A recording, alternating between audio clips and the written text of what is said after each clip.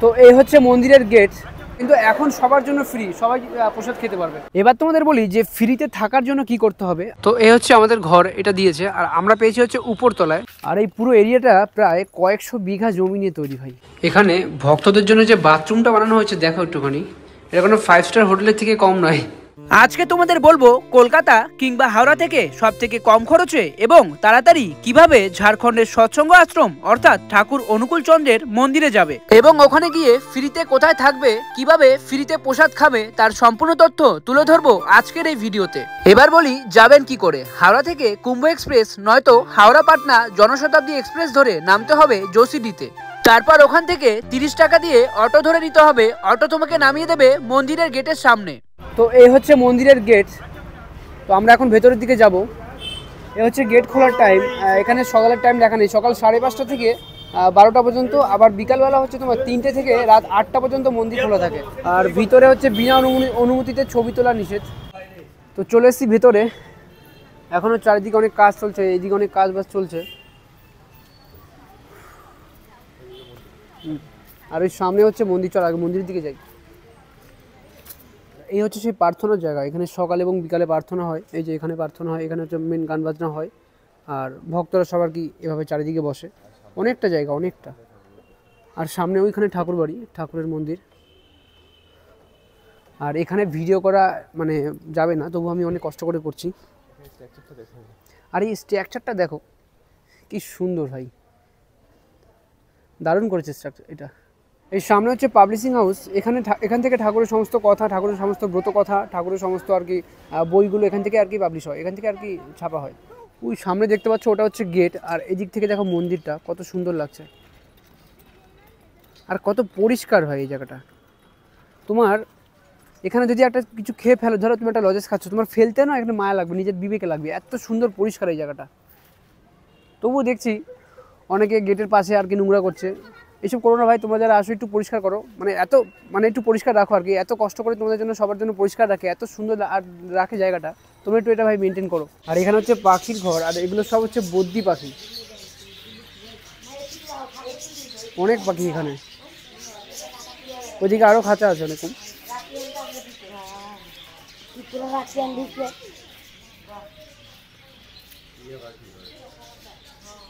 টিয়া পাখি, ওটা ম্যাকাও, এই যে টিয়া পাখি,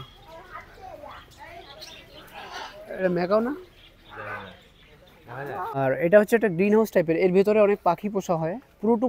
পুরো ওপর থেকে নিচে অব্দি এটাকে আর কি নেট দিয়ে ঢাকা, প্রায় ওপরে কত, প্রায় 30 ফুট ওপরে, আর অনেকটা বড় এরিয়া নিয়ে আর কি ঢাকা। এর ভেতরে অনেক দামি দামি পাখি পোষা হয়। আর এখানে ছোট্ট পাহাড় মতো করা, এখানে আগে ঝর্ণার জল পড়তো, দূরে দেখতে পাচ্ছ ওটা পাহাড় টাইপের, ওখান থেকে ঝর্ণা জল পড়ে ওই দিক থেকে আসতো আর কি, এই যে ড্রেন এখান থেকে যেত। তো এখন বন্ধ, এখন আর ঝর্ণা জল পড়ে না আর কি। আর এই পুরো এরিয়াটা প্রায় কয়েকশো বিঘা জমি নিয়ে তৈরি ভাই। তো এখন আমরা চলে এসেছি কার মিউজিয়ামে, ঠাকুরের আর কি কার মিউজিয়াম দেখাবো তোমাদেরকে, কী কী গাড়ির কালেকশন আছে এখানে। শুনেছি এখানে নাকি রোলস রয়েস আছে, তাই একটু দেখে আসি। এখানে যতগুলো গাড়ি দেখতে পাচ্ছ, এই গাড়িগুলো একসময় শ্রী শ্রী ঠাকুর অনুকূল চন্দ্র এবং তার পরিবার চালাতেন, কিন্তু বর্তমানে এই গাড়িগুলো আর কেউ চালায় না। আর এখানে রোলস রয়েস গাড়িও আছে।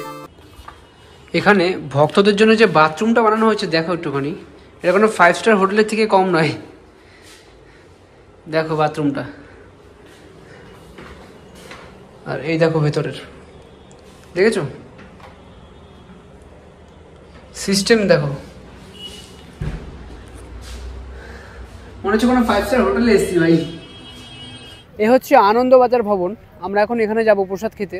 আগে আনন্দবাজারের প্রসাদ শুধু শিষ্যদের জন্য ছিল, যারা আর কি অনুকূল ঠাকুরের শিষ্য, একটা কুপন দিত, তারপরে কি প্রসাদ পেতাম, আর কি প্রসাদ পাওয়া যেত। তো এখন হচ্ছে সবার জন্য ভাই, কোনো কুপনের ব্যবস্থা নেই, কোনো শিষ্য না, সবাই যত লোক চাইবে, যে চাইবে প্রসাদ খেতে পারো।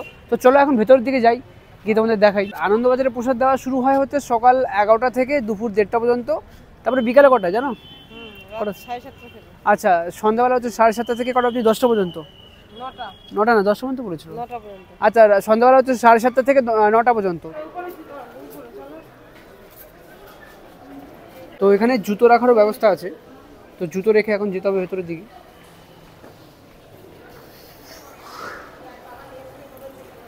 এটা হচ্ছে গ্রাউন্ড ফ্লোর, মানে একতলা। আর ভেতরে হাত ধোয়ার জন্য দেখো এই সাইডে জায়গা আছে আর ওই সাইডে জায়গা আছে।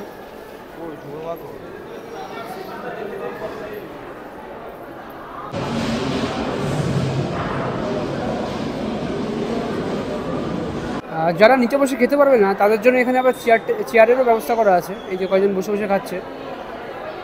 আর পাতা হচ্ছে এখান থেকে নিয়ে নিতে হবে, যে যার মতো পাতা নিয়ে নেবে।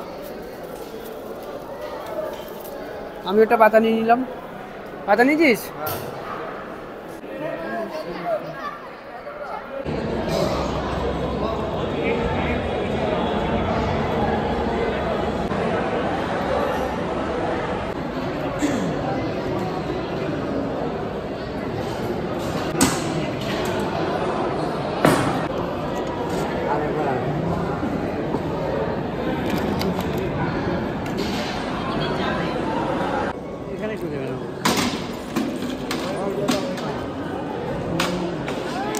আনন্দবাজারে দুপুরের প্রসাদে ছিল ভাত, ডাল, একটা তরকারি, আর আমরা সাথে করে একটা পাঁপড় আর একটু আচার নিয়েছিলাম। আর সত্যি কথা বলতে এখানের প্রসাদ খেতে অনেকটা মায়াপুরের মতো।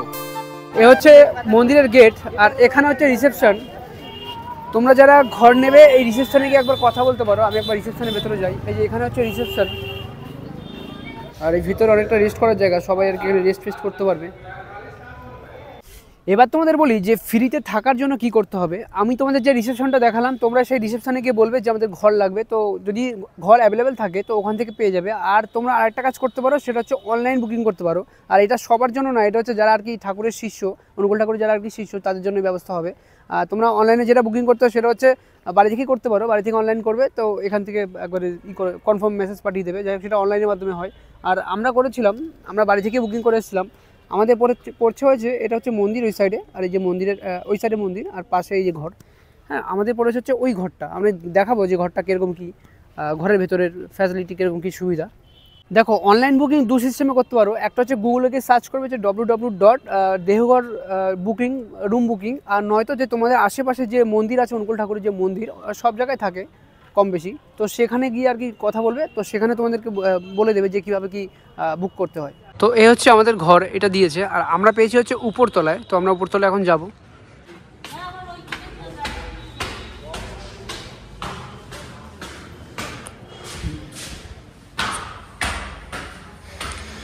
এই হচ্ছে সেকেন্ড ফ্লোর। সিঁড়ি দিয়ে দোতলায় উঠেই প্রথম রুম, এই যে 202, এটা হচ্ছে আমাদের রুম। আর এই রুমের সঙ্গে হচ্ছে অ্যাটাচ বাথরুম নেই, বাথরুমটা সাইডে আছে দেখাচ্ছি। এই যে লাইট বোর্ড, এখানে তোমার চার্জ ফোন রাখার জন্য জায়গা দিয়েছে, একটা ছোট্ট টেবিল টাইপের, জামা কাপড় ঝোলানো হ্যাঙ্গার, আর এরকম। আর এগুলো কিন্তু এখানে কিন্তু কিছু দেয়নি ঠাকুরের, এই যে তোমার এই যে কি বলে এটাকে, বিছানার চাদর কিছু দেয়নি, শুধু এরকম জাজিম ছিল খাটের উপরে। আর আমরা এগুলো সব নিয়ে এসেছি সাথে করে। আর এই 202 রুমের বাথরুম হচ্ছে এই সাইডে সোজা। হ্যাঁ, এই যে এটা হচ্ছে আমাদের বাথরুম। বাথরুমটা আলাদা, কিন্তু বাথরুমটা বেশ ভালো। এই যে বাথরুমটা বেশ অনেক বড় সড়ো, শাওয়ার টাওয়ার আছে এদিকে। না, আরে খুলতে হবে না, থাক। এই যে কমোড রয়েছে এদিকে, একটা আয়না দিয়েছে এখানে, বেসিন আছে এখানে, বেশ ভালো। আর এদিকে আরেকটা রুম দিয়েছে আমাদের, সেটা হচ্ছে 201। এ হচ্ছে আমাদের রুম। আর এই রুমের সাথে অ্যাটাচ বাথরুম আছে। এখানে একটা বেসিন দিয়েছে ঘরের মধ্যে, একটা আয়না রয়েছে সুন্দর। আর এ হচ্ছে আমাদের বাথরুম। লাইটটা কোথায়?